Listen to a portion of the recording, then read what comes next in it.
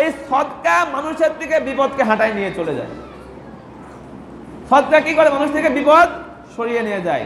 সদকা রুজির মধ্যে বরকত দান করে, এবং এটা হলো দুনিয়ার ফায়দা। আখিরাতে এই সদকার জন্য আল্লাহ রাব্বুল আলামিন মুমিনদেরকে জান্নাতের ফয়সালা করে দেবেন। জন্য আপনারা সবাই এর মধ্যে শরীক থাকবেন তো ইনশাআল্লাহ? সবাই একটা হাত উঁচু করে দেখান আল্লাহকে, আমরা সবাই রাজি আছি ইনশাআল্লাহ। আমরা সকলের দেশের সাথে আছি ইনশাআল্লাহ, এবং আমাদের কাছে অন্য কোনো দেশ আমাদের থেকে সুবিধা করতে পারবে না। আমরা সকলে একসাথে ইনশাআল্লাহ। আল্লাহ রাব্বুল আলামিন সকলের মনের বাসনাকে কবুল করুক, বলেন আমিন। এখন আসেন, গত সপ্তাহে আমরা বলেছিলাম আপনাকে আমাদের আগের আয়াতে ইহুদি এবং নাসারার যে মেন্টালিটি যে খারাপ, লাই ইয়াদুররুকুম, গত সপ্তাহে বলেছিলাম তারা তোমাদেরকে কিছুতেই বড় ধরনের কোনো ক্ষতি করতে পারবে না, ইল্লা আযা, কিন্তু সাময়িক সমস্যা তারা করতে পারবে। কুরআন বলতেছে। গত সপ্তাহে আমরা বলেছিলাম যে এখন বর্তমানে আমাদের যে দেশ, আপনারা জানেন যে সর্বদিক থেকে ভারত আমাদেরকে পরিবেষ্টিত করে রেখেছে। আমাদের সব দিকেই ভারত, একদিকে সাগর, আমরা সবাই জানি এটা। গত 15-16 বছর ধরে তারা আমাদের দেশকে একরকম বলতে পারেন দখলই করে নিয়েছিল। আনঅফিসিয়ালি, অফিসিয়ালি তারা দখল করে নাই, আনঅফিসিয়ালি দখল করে নিয়েছিল। তাদের মধ্যে করে ডিসি, এখন আপনারা সবাই জানেন সব জায়গা থেকে অপারেশন করা হচ্ছে। বেশিরভাগই তাদের ধর্মের ডিসি দিয়েছিল। যোগ্য লোক থাকলে আমাদের কোনো সমস্যা নাই, মাথা ব্যথা নাই, কিন্তু কোনো এজেন্ডার বিপরীতে কোনো অন্য ধর্মের লোককে নির্দিষ্ট জায়গায় বসাবা, এটা আমাদের জন্য আপত্তি রয়েছে।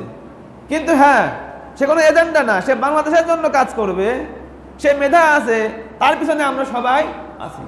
কিন্তু সে নির্দিষ্ট ধর্মের লোক, সে ধর্মের দেশকে নির্দিষ্ট গোপন চক্রান্তের মাধ্যমে ফায়দা বোঝাবে, তার পিছনে কি আমরা? তারা গত 15-16 বছর ধরে কিন্তু এই এজেন্ডার মধ্যে তারা কাজ করতেছে। কিন্তু বর্তমানে আমাদের বাংলাদেশের পরিবর্তন হওয়ার কারণে তাদের পুরা মানে বাড়া ভাতে ছাই পড়া, আমাদের গ্রামে বলে, সব কিছু রেডি, এখন খাবে, এই খাওয়ার সময় থেকে প্লেট নাই, এটা একটা অবস্থা হয়েছে। তারা $1 ট্রিলিয়ন ইনভেস্ট করেছে আমাদের বাংলাদেশের উপরে তাদের ফ্যাসিলিটি নেওয়ার জন্য। আপনারা জানেন যে আমাদের যে এই উত্তর দিকে যে 7 সিস্টার আছে, তাদের যে 7টা প্রদেশ আছে, এই 7টা প্রদেশে আমাদের দেশের উপর যে ট্রানজিট, রাস্তাঘাট সব কিছু নেওয়ার জন্য বড় বড় প্রজেক্টে তাদের জন্যই কাজ করা হচ্ছে। পদ্মা সেতু বলেন, মেহেরপুর সড়ক বলেন, এখান দিয়ে বড় বড় প্রজেক্ট এই কাজের জন্যই ব্যবহার করছে, তাদের ফায়দা পৌঁছানোর জন্য।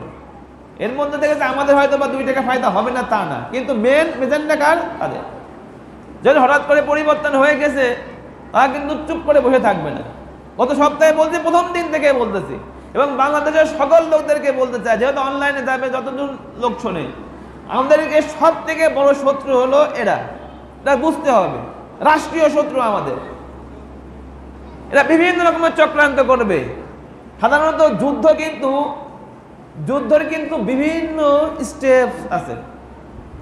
প্রথমে চিন্তা করে ফাইন্যান্সিয়ালি তাদেরকে আমরা বয়কট, মানে ফাইন্যান্সিয়ালি চাপ দেব। যখন হবে না, তখন বিভিন্ন ধরনের তাদের কাছে যে যে ফ্যাসিলিটিগুলো আছে সেভাবে আমাদেরকে চাপ দিতে চাইবে তারা। আমাদের সরিষা ইলিশ খাবে বাবুরা, আর আমরা খাবো আমাদের দেশের ইলিশ 1000 টাকা কেজি, 1500 টাকা কেজি, আর বাবুরা আমাদের দেশে সস্তায় খাবে, আর আমাদেরকে দেবে তোমরা আলু আর পেঁয়াজ নিয়ে ভর্তা করে খাও। এই চিন্তা ভাবনা তাদের। তো এখন তো আমাদের নতুন সরকার কি করবে সেটা তো আমরা বলতে চাচ্ছি না। আমাদের মূল কথা হলো তারা বিভিন্ন রকমের চক্রান্ত করবে, লা ইয়াদুররুকুম ইল্লা আযা, তারা আমাদেরকে ধরনের কষ্ট দেবে। দেখেন, তাদের কাছে পানি আছে, তাদের বাঁধ আছে। আমাদের সরকার ফারাক্কার এই মাসে বাঁধ করতে চায়, বহু ছোটবেলার থেকে আমরা শুনে আসছি, কিন্তু করতে তারা, যে সরকার করতে চাবে, যে বেশি কথা বলে, তাদেরকে কিন্তু সরায় দেবে তাদের মেকানিজম দিয়ে। তাদের পানি বেশি আছে, আমাদের উপর ছেড়ে দিয়েছে। কোনো নোটিশ নাই, কোনো বলা নাই, কোনো সিস্টেম নাই। আমাদের 8টা 10টা জেলা, চিন্তা করতে পারেন। হয়তো আল্লাহ রাব্বুল আলামিন আমাদের ভৌগোলিকভাবে আমরা উপরে বলে, আমাদের ভূমিটা একটু উপরে বলে আমরা ওইভাবে টের কখনো পাই না।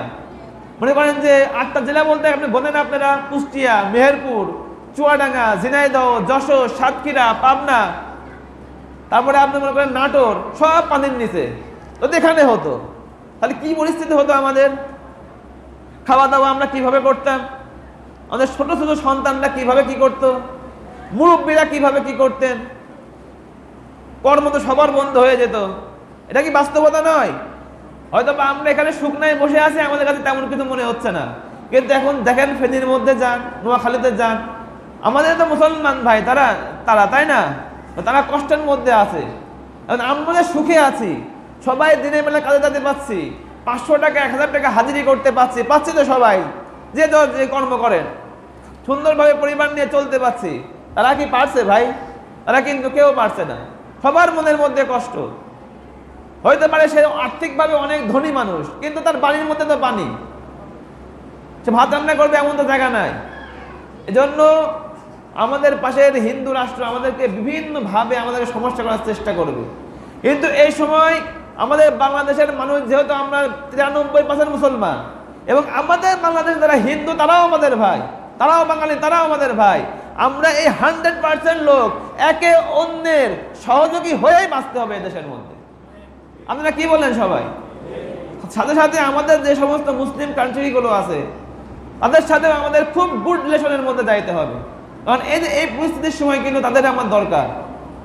সৌদি আরবের মধ্যে আরব কান্ট্রি যেগুলো আছে, কাতারের কাছে টাকার অভাব নাই, আবু ধাবির কাছে টাকার অভাব নাই, সৌদি আরব আছে, ইউএই আছে, তাদের কাছে টাকার তো সমস্যা নাই তাদের কাছে, তুরস্ক আছে, এবং অন্য অন্য বিভিন্ন কান্ট্রি আছে, তাদের কাছে অস্ত্রের সহযোগিতা আছে, মিলিটারি সহযোগিতা আছে, গ্যাসের সহযোগিতা আছে, সেগুলো আমাদেরকে নিতে হবে। সেটা অন্যদিক যাচ্ছে। আমি যেটা বলতে চাচ্ছি সেটা হলো, যেহেতু আমাদের পাশের হিন্দু রাষ্ট্র তারা আমাদেরকে বিভিন্নভাবে চাপ দিতে যাচ্ছে, আমাদেরকে বিভিন্নভাবে কষ্ট দিতে যাচ্ছে, এখন আমরা যারা সুস্থ আছি সকলের উচিত হবে আমরা একে অন্যে কাঁধে কাঁধ দিয়ে ভাই ভাইকে সহযোগিতা করে তাদের পাশে দাঁড়ানো। এটা কি সকলের উচিত না? আপনারা কি মনে করেন? এজন্য যার কাছে যতটুকু আছে, আমরা বলছি না আপনি 5000 10,000 টাকা দেন, আপনি 100 পারবেন 100 দেন, 200 পারবেন 200 দেন, 300 500 দেন, তাহলে হবে কি আপনার 100 200 টাকা দিয়ে ওই কুমিল্লা নোয়াখালীর লোক, এর আগে আমরা গেছিলাম ঠাকুরগাঁ, সিলেটে গিয়েছিলাম, এখন নোয়াখালীর লোক হয়তো বা তারা শুকনো কিছু খাবার খেতে পারবে, হয়তো বা তারা একটা পরিধানের বস্ত্র পাবে। তাতে আমাদের কি লাভ হবে? হয়তো বা আমাদের তো এখানে নদী আছে, তাই না, যে কোনো সময় বাঁধ ভেঙে যাবে, এটা তো বড় কিছু না। হয়তো বা আল্লাহ রাব্বুল আলামিন আমাদের 200-500 টাকার জন্য বড় ধরনের বিপদ থেকে আমাদেরকে বাঁচিয়ে দেবে। দেখেন আল্লাহ রাব্বুল আলামিন বলছেন, যে ব্যক্তি কোনো সদকা করে, এই সদকা মানুষের থেকে বিপদকে হাঁটায় নিয়ে চলে যায়। সদকা কি করে? মানুষ থেকে বিপদ সরিয়ে নিয়ে যায়। সদকা রুজির মধ্যে বরকত দান করে, এবং এটা হলো দুনিয়ার ফায়দা। আখিরাতে এই সদকার জন্য আল্লাহ রাব্বুল আলামিন মুমিনদেরকে জান্নাতের ফয়সালা করে দেবেন। জন্য আপনারা সবাই এর মধ্যে শরীক থাকবেন তো ইনশাআল্লাহ। এই সপ্তাহে যারা আমাদের স্বেচ্ছাসেবকরা আছে তারা টাকা তুলবে, যে পারেন দেবেন।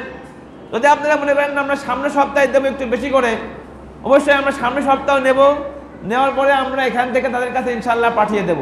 আপনারা সবাই দিতে রাজি আছেন তো ইনশাআল্লাহ? সবাই একটা হাত উঁচু করে দেখান আল্লাহকে, আমরা সবাই রাজি আছি ইনশাআল্লাহ। আমরা সকলের দেশের সাথে আছি ইনশাআল্লাহ, এবং আমাদের কাছে অন্য কোনো দেশ আমাদের থেকে সুবিধা করতে পারবে না, আমরা সকলে একসাথে ইনশাআল্লাহ। আল্লাহ রাব্বুল আলামিন সকলের মনোবাসনাকে কবুল করুন, বলেন আমিন। তারা পরে আসছেন সুন্নাত